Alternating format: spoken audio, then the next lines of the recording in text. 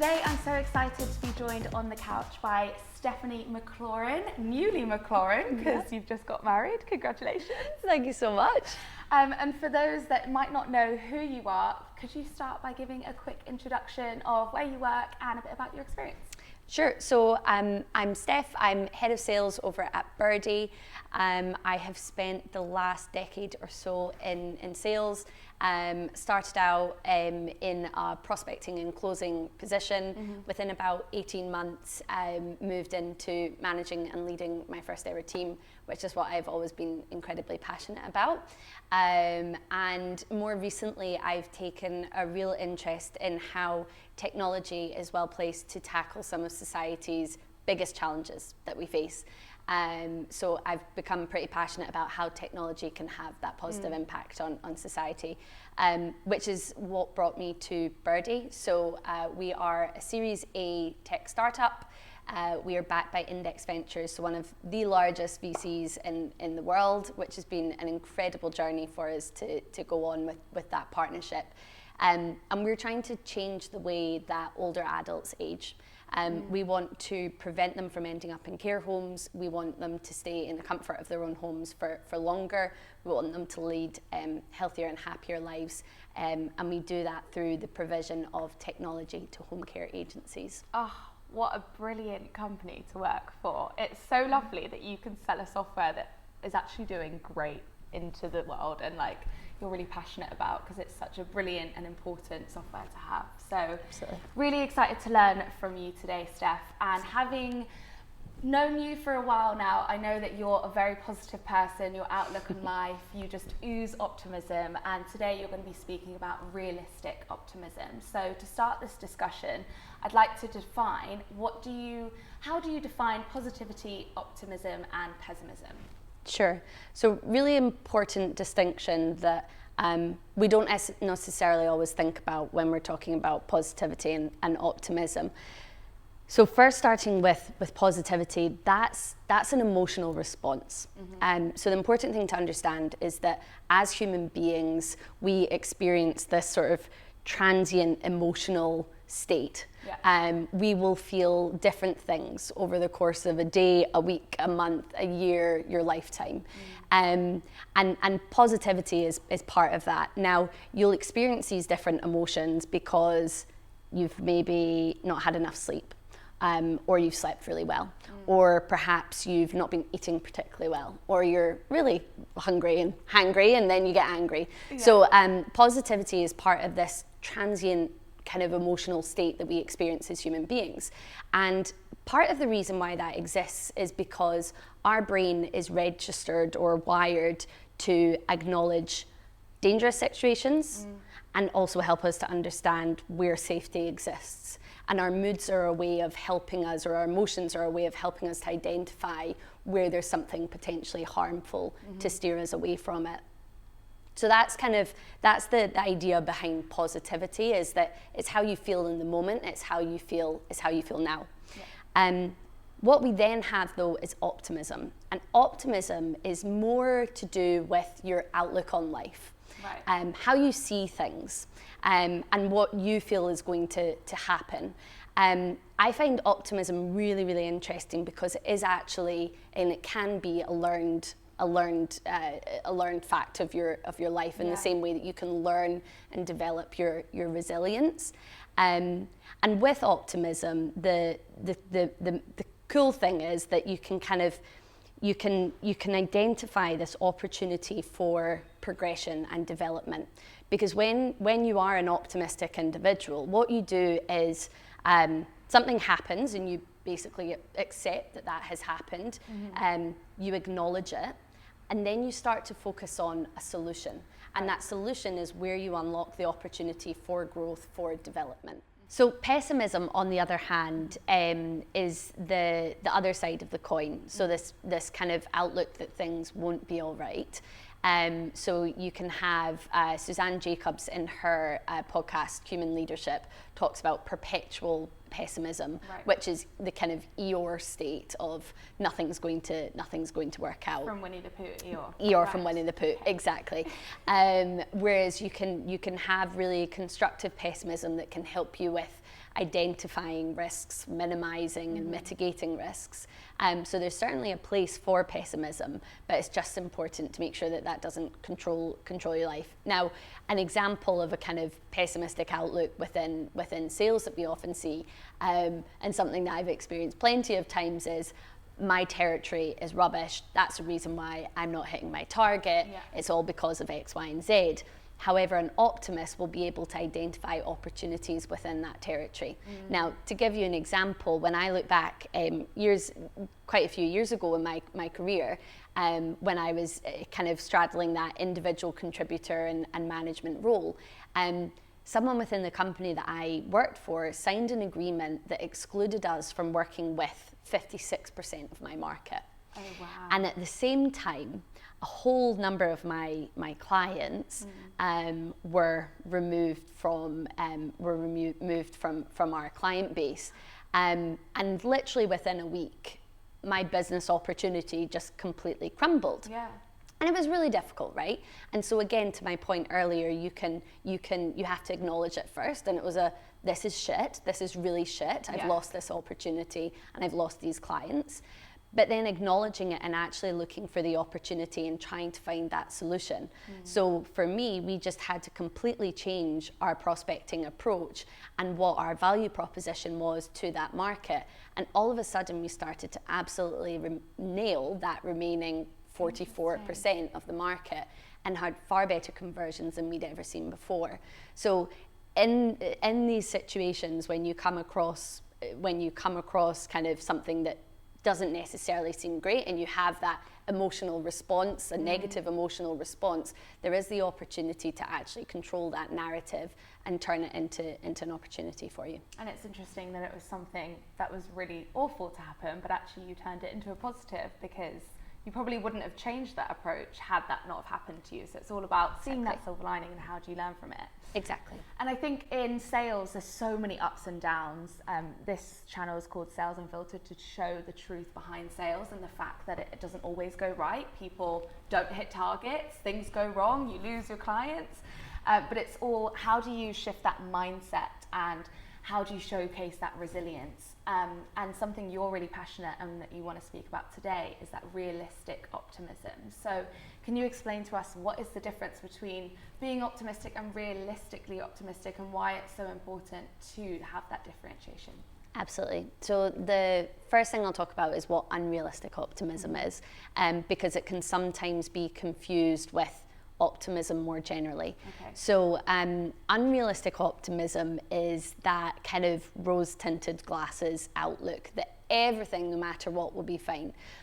Realistic optimism, on the other hand, is all about adding a touch of pragmatism. Okay. It's about acknowledging that things are going to go wrong and things will go wrong. And that is absolutely okay, because again, you accept it. You acknowledge it, you accept it, and then you have this outlook that it's okay because I will find a solution and I will find opportunity in this scenario. Well. Exactly. Yeah. And you know, this is something that I've been wrestling with over the last couple of months. So we released at Birdie, we released this product, and it's been so exciting because it has doubled the size of our product. The value that it delivers to our customers is just absolutely phenomenal, and it's been a really exciting, eagerly anticipated release. Amazing. Now, with the release of the new product, we can reasonably expect that our average order value and deal size is going to increase. And when we're planning for this year's growth, we've had to make some assumptions based on historical data. And one of the assumptions was this new average order value. And we used data from historic figures to kind of forecast forward. Now in Q1, that AOV hasn't actually come to fruition. And when I was looking at it, I was thinking, have I been unrealistically optimistic here? Have I thought that actually we can achieve something that we can't? Now, the reality is, we're looking out at the rest of the year and I'm going, these assumptions that we've made aren't necessarily fit for purpose anymore.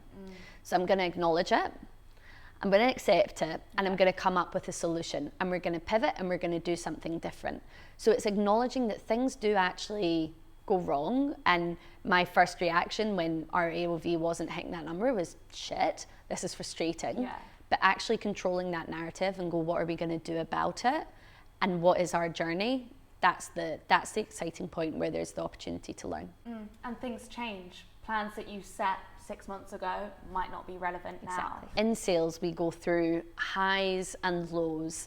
And I think it's really important to just be aware of, to go back to the earlier point about positivity, the fact that you have this transient emotional state, and you're going to feel and you're going to think things at different points. Yeah. So again, I might wake up having not had enough sleep and I feel absolutely terrible and my outlook is X, but then the next day my outlook is slightly different. So I think it's first of all acknowledging that you are going to go through these ups and downs, and that is perfectly okay.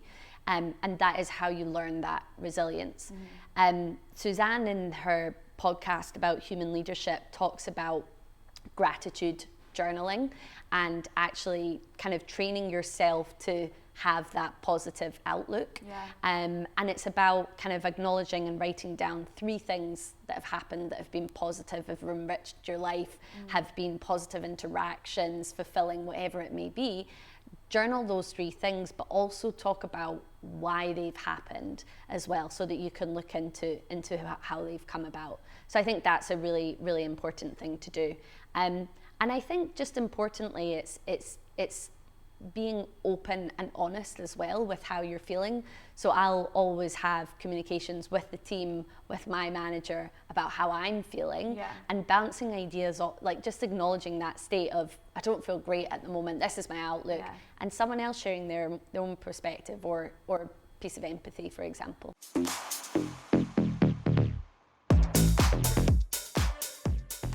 We finish each episode with asking each guest to come with a failure or a challenge that they faced in their career. So I don't like to talk about failures because I don't see it as something that you failed at. I just see it as a lesson that's helped you grow. But I think it's really important to speak about the realistic side of sales. And as we mentioned earlier in this interview, that there are so many ups and downs. So what is the one thing that you would like to share with us today that's really taught you a big lesson and helped shape your career? Yeah, I mean, there are a few. Like, and I definitely don't always get it right. And it's one of the things that I love about Birdie, that you get constant, we don't call it feedback, we call it guidance, because there are often negative connotations with feedback. It kind of makes people kind of sit back and feel criticised. But we talk a lot about guidance, and people in my team will constantly come back and say, actually, Steph, I think you could have handled this better by doing this, this, and this. And you're just constantly learning. Doesn't matter who you are.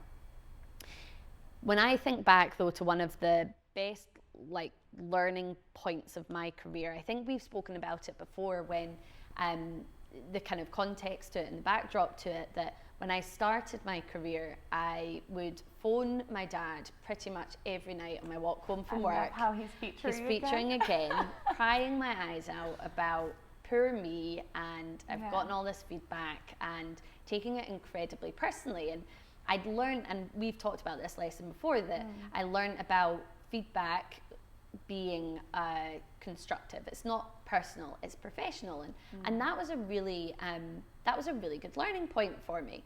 But I still, despite that, I still continued working for my old boss Owen, thinking that I knew best, and I don't agree with this, I disagree with this is unfair, what an unfair territory I have, so and so has this, I don't like how this has been handled.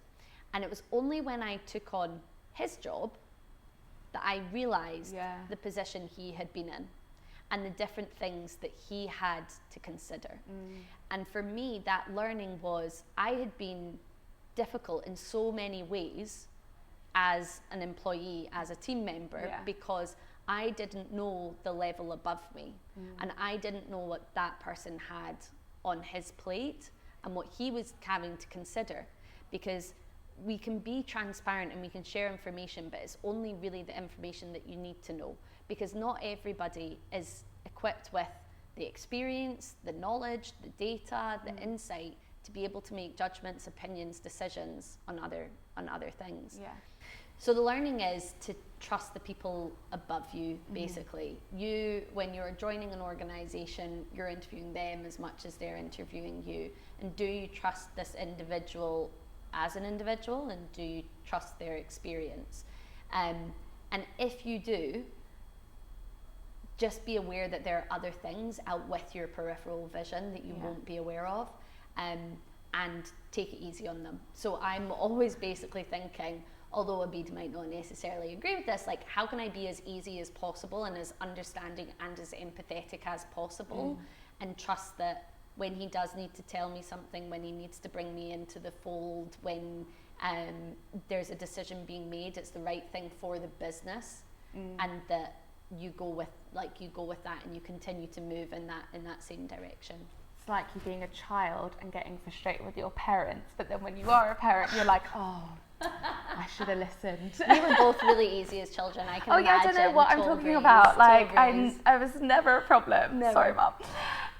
That's such brilliant advice, and I'm sure Owen will be very pleased to hear you say that and admit it. I think it's important to not be so tunnel visioned and just be thinking about yourself, to think about the bigger picture and realise that there are so many other factors in life and within your team as well. So thank you so much for sharing your advice today, Steph. I've loved speaking with you, and hope to do this again soon. Thank you for having me on.